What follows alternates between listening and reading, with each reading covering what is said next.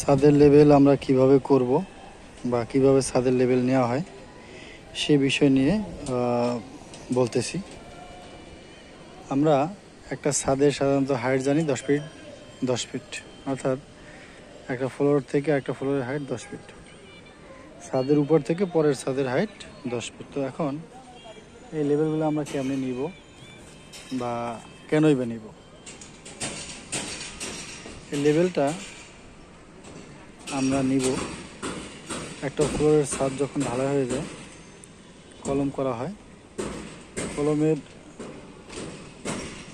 গোড়া থেকে পরিষ্কার করে আমরা টেপ দিয়ে একটা মাপ করে নিব।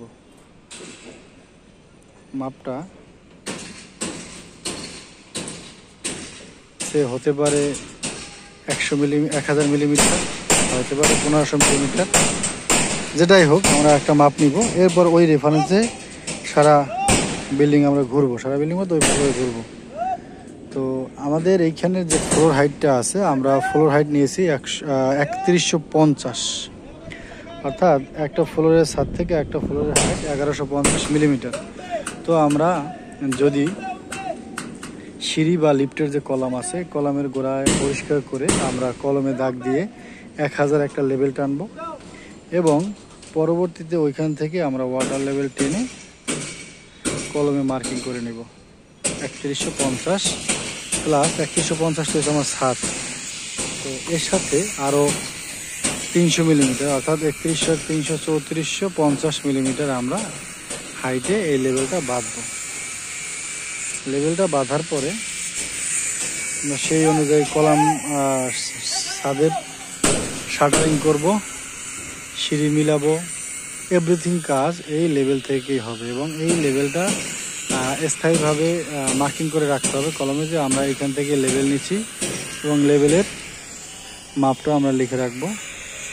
তো সেই অনুযায়ী একটা কলমে মার্কিং করার পরে সেই লেভেলটা পুরো ছাদের প্রতিটা কলামে আমরা লেভেলটা নিয়ে নেব। যদি দেখানোর চেষ্টা করি যে প্রতিটা কলমে আমাদের এই লেভেলটা টানা আছে। পরবর্তীতে আমরা এই লেভেলে সুতো ধরব এবং ছাদ এইখান থেকে লেভেল করব। আর ছাদের লেভেলটা কিভাবে করব, এইটা হলো মূল বিষয়। ছাদের লেভেলটা করতে হলে আমরা এইখানে ছাদের ঢালাই হবে এইখানে টপ লেভেল, অর্থাৎ 3150 লেভেল। এরপরে আমরা আরও 300 লেভেল আপ করে নিয়েছি।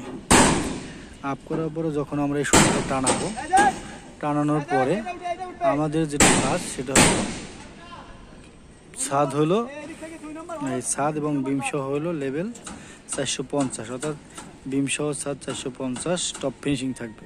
ওইখান থেকে 300, তার মানে 450 আর 300 750 হবে আমার বিমের বটম লেভেল থেকে সুতা।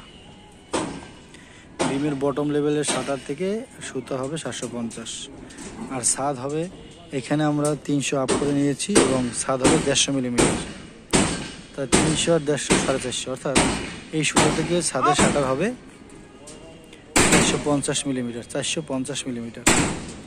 তো এরপরে ছাদ এই সুতো অনুযায়ী পুরো ছাদটা লেভেল করতে হবে। এই যে লেভেলের কাজ চলছে, এই ছাদটা লেভেল করবো আমরা এই সুতো অনুযায়ী। বিমের তলা থাকবে 750, ছাদ থাকবে 450, এই অনুযায়ী আমরা পুরো ছাদ লেভেল করব এবং চেষ্টা করব যে বড় যে রুমগুলো আছে, বিশেষ করে বড় স্প্যানের, এখানে আমরা 5 মিলিমিটার আপ রাখবো ছাদের। আর চারিপাশ আমাদের ডেড লেভেল অর্থাৎ 0 লেভেলে থাকবে, অর্থাৎ 450 থাকবে। এইখান থেকে 450 জায়গায় আরও 5 মিলি আপ করে দেবো। এলো বিষয়। লেভেলটা কেন করি?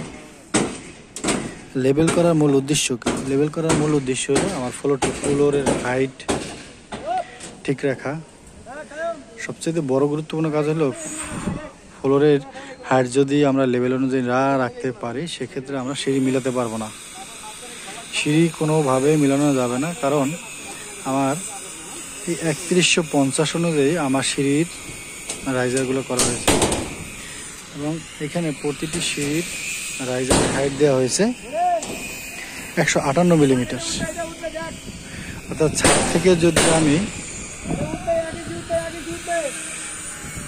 ছাদ ছাদ থেকে যদি আমি সিঁড়ি ছাদ পর্যন্ত উঠাই তাহলে আমার 3100 মিলিমিটার লেভেল মিলাইতে হলে আমাকে 158 মিলিমিটার করে প্রতিটি রাইজার রাখতে হবে। এখন আমার এখানে রাইজার কয়টা আছে? এখানে রাইজার আছে টোটাল 20টা। এই 20টা রাইজারের মধ্যে টোটাল 3150 আমার মিলাতে হবে, এই হলো হিসাব। আরেকটা হিসাব হলো, আমরা যদি ছাদ লেভেল মতো না করি তাহলে আমরা যদি হিসাব করি যে আমার 1650 সেফটি রেডিমিক্স কনক্রিট লাগবে, যদি লেভেল ঠিক না থাকে, যদি উঁচু থাকে বা নিচু থাকে, নিচে থাকলে ঢালাই 1650-এ করা যাবে না। আর হইলো যদি উঁচু থাকে তাহলে আমার ঢালাই অবশিষ্ট থাকবে।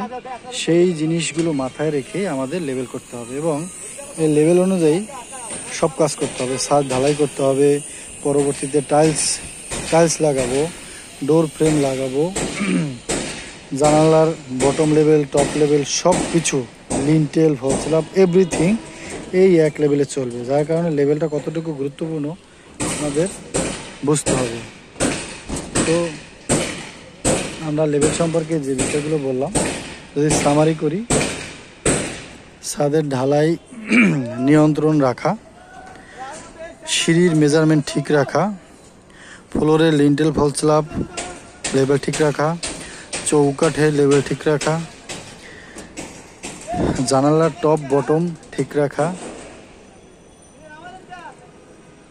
এবং আমরা যখন কলম ঢালাই করি কলমের ঢালাইয়েরও লেভেল ঠিক রাখা, এই সব কিছু মিলেই আমাদের এই লেভেলটা। অর্থাৎ আপনাকে মনে রাখতে হবে level is the very important part of construction work. তো সেটা আমরা এই লেভেলগুলো মেনটেন করে কাজ করব, চেষ্টা করব লেভেল মেনটেন করতে এবং এই লেভেল অনুযায়ী সব কিছু হবে। তো আমরা সবাই আমাদের এই ইঞ্জিনিয়ারিং সেক্টরে, যে কোনো সেক্টরে লেভেলটা খুবই গুরুত্বপূর্ণ। আর একটু জিনিস বলি, একটু মিস করে গেছে, সেটা যদি লেভেল যদি ঠিক না থাকে, ছাদের ঢালাই যদি লেভেল অনুযায়ী না হয়, তখন আমরা যখন টাইলস লাগাবো এই টাইলসে মশলা বেশি খাবে।